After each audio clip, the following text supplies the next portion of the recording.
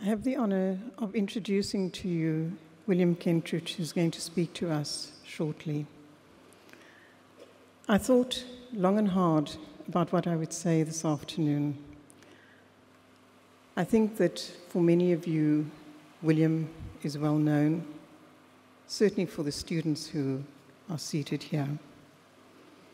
And you will have seen the CV that has also been published of him, so I don't want to speak to that. The orator has spoken to part of that in any case. What I want to tell you is that it may be hard to believe, but when somebody has achieved the international stature that William has, there is no sense that they had a life before that. But I know that William did. And I want to tell a little anecdote about him from 30 years ago. 30 years ago, we had supper in Bez Valley in a house that Deborah Bell and Helen Sabidi were staying in. They're both also very famous now South African artists. It was in the poorest of poor neighborhoods then in Johannesburg, not Maponeng or whatever it has become, or the edge of what has become Maponeng now. And we were all very young, and we had high dreams and hopes for the future, but we certainly hadn't achieved those. William arrived and told us and regaled us with stories about a book that he was absolutely fascinated by. And this book was The Man Who Mistook His Wife for a Hat, which is a book by the neurologist Oliver Sacks, in which he describes visual agnosia, the inability, in that case, of the man who mistook his wife for a hat, to recognize visual objects. Now, it's very interesting that that particular story has since been turned into an opera by a very famous English composer by the name of Michael Nyman. And I've always thought that it would be wonderful if William could choreograph The Man Who Mistook His Wife for a Hat by Nyman. But what he did do, of course, was to go on and choreograph a whole lot of other operas. I think most interestingly, recently, is his work on Shostakovich's The Nose, which some of you may have seen in cinemas here in Cape Town as a relay from the Metropolitan Opera House in New York.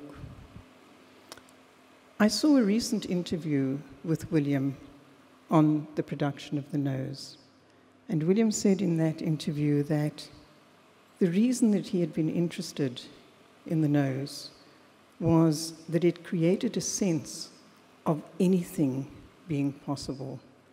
And I think that has been the achievement of William in his life work as an artist, the sense of making possible anything. William.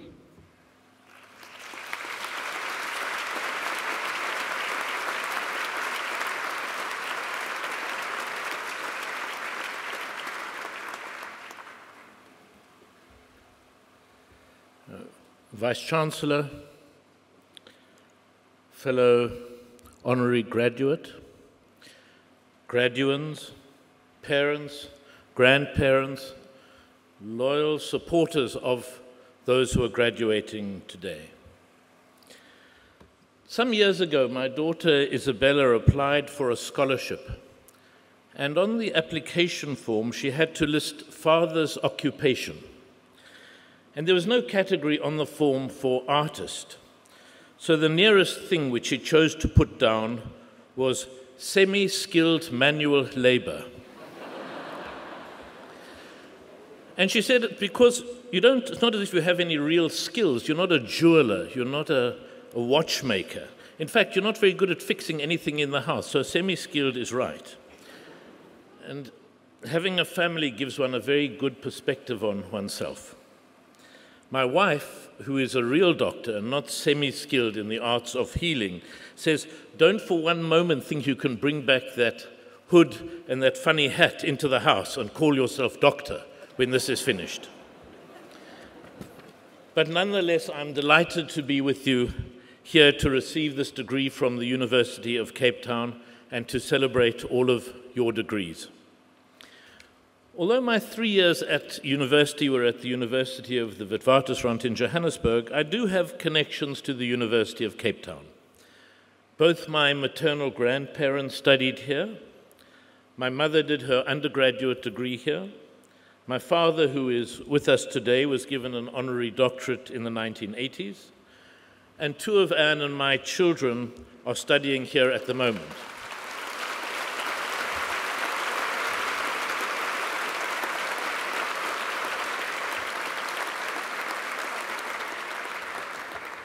So although this degree claims it is for literature, I really suspect it is just for family commitment.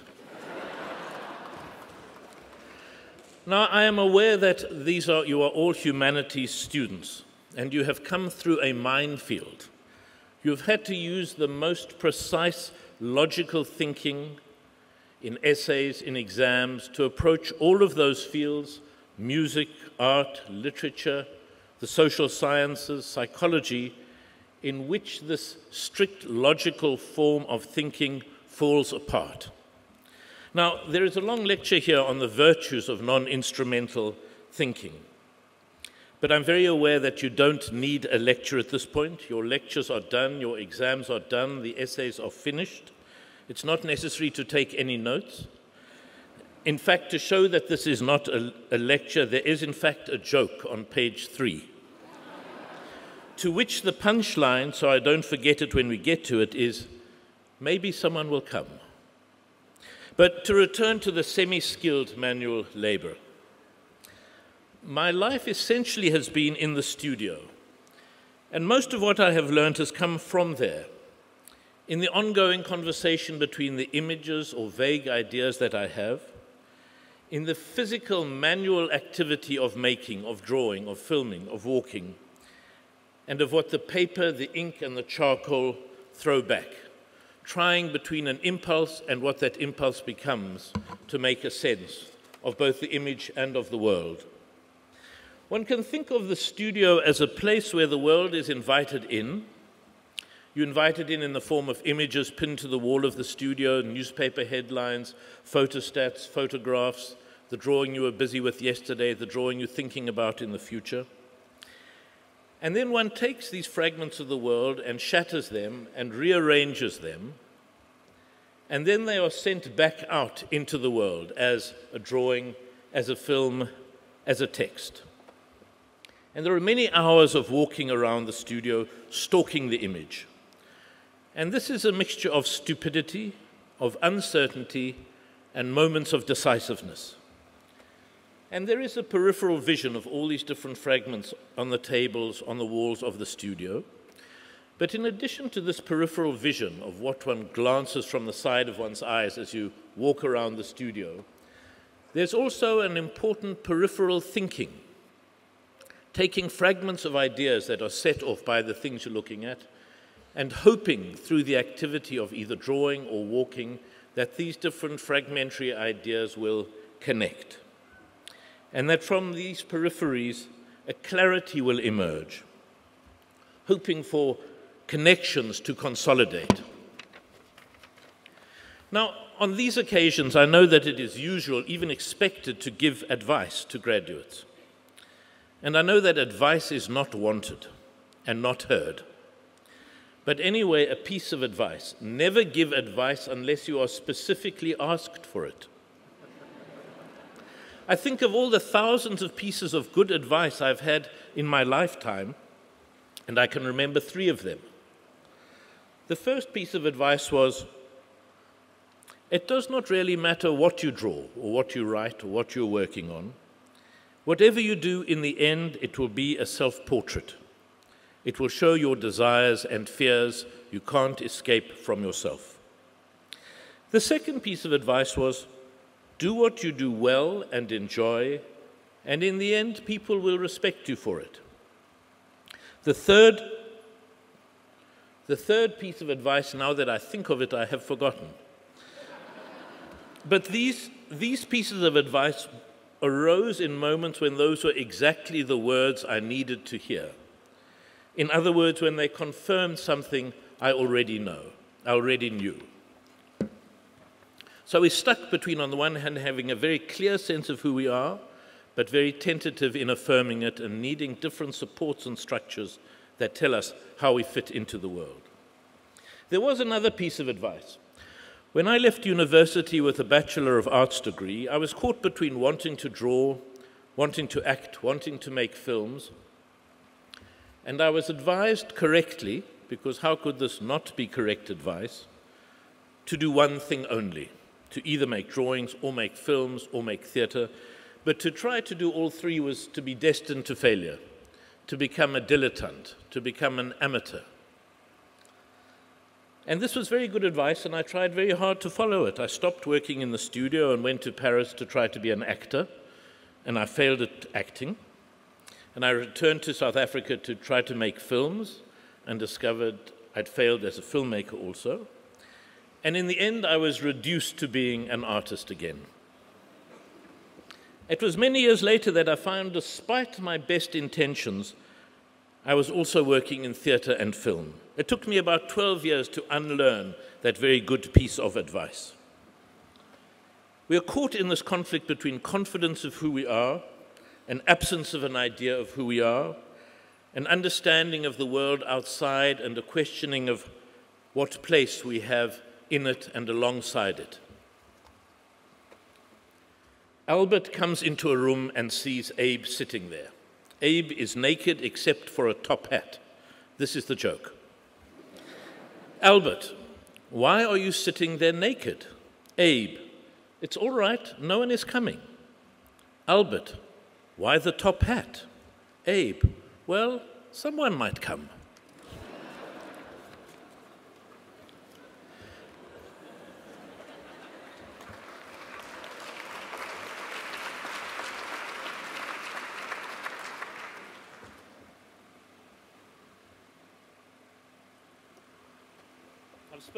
I've spoken about the edges of the studio and what one catches from the sides of one's eye, and one can expand this outside the studio. South Africa today is a place in which the edges are important, where that which does not fit in has to be acknowledged, and where contradiction is central.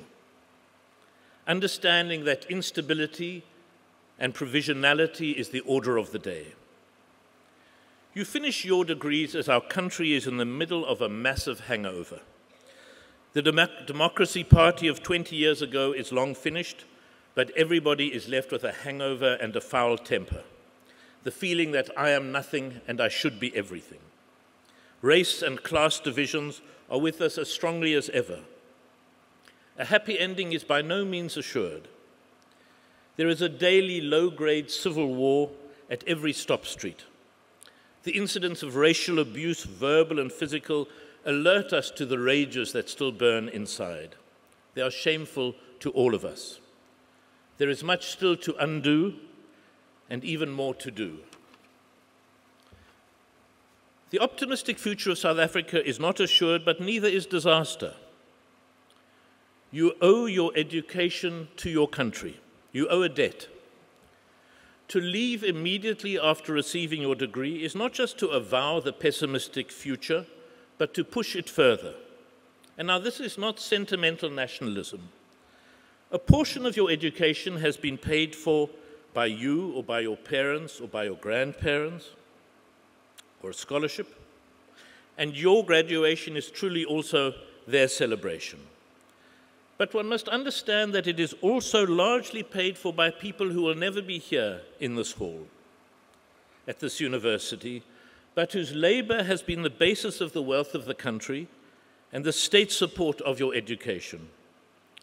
To not understand the debt you owe, not abstractly to a nation, but concretely to those whose labor power has paid for your education, needs a blindness and a sense of entitlement that is sadly very prevalent in the country. No one is satisfied with their positions. We are aware that everything feels awry. In my world of the theatre and the arts, this general dissatisfaction manifests itself in every filmmaker really wishing they were a photographer. And great photographers really want to be appreciated for their not-so-wonderful drawings. An artist wants to be a philosopher. The philosopher wants to be a merchant banker. The merchant banker secretly goes off for drawing lessons. I suspect this dissatisfaction is normal, but the advantages you have coming through the humanities is to understand that these contradictions are not aberrations, but the only way of understanding the world. You are blessed with this. This is a powerful tool to take with you from the university. It is not that one is either a pessimist or an optimist, but to understand that both of these futures, the pessimistic and the optimistic, unroll together at the same time. And the only way to work in South Africa is to understand that the shifting surface is as stable as it's ever going to be. But look at this in another way. We are all in a state of crisis, but all is possible. Be realistic, demand the impossible. Rage, envy, and greed are our national characteristics, but change those. Understand that hope is also a political category. Understand that making sense of the world and of yourself, whether it's in your studio, in your house, in your work, is a daily activity. The easy lesson of South Africa that we've all seen, how strength comes from vulnerability rather than from power. Relish the state of fragmentation we are in. Find the pleasure and beauty of unexpected connections. Understand your debt to your profession, painting, writing, being a sociologist. Learn from it. What you do is who you will become. Delight in your body a lot. You will never be so beautiful as you are now. Delight in your body. Keep a sharp eye for the day's events, but a keener feeling for the longer unfolding. Be kind. Understand that everyone is involved in their own titanic struggle. Seize the contradictions. Listen to the periphery. Be naked, but wear a top hat. Thank you.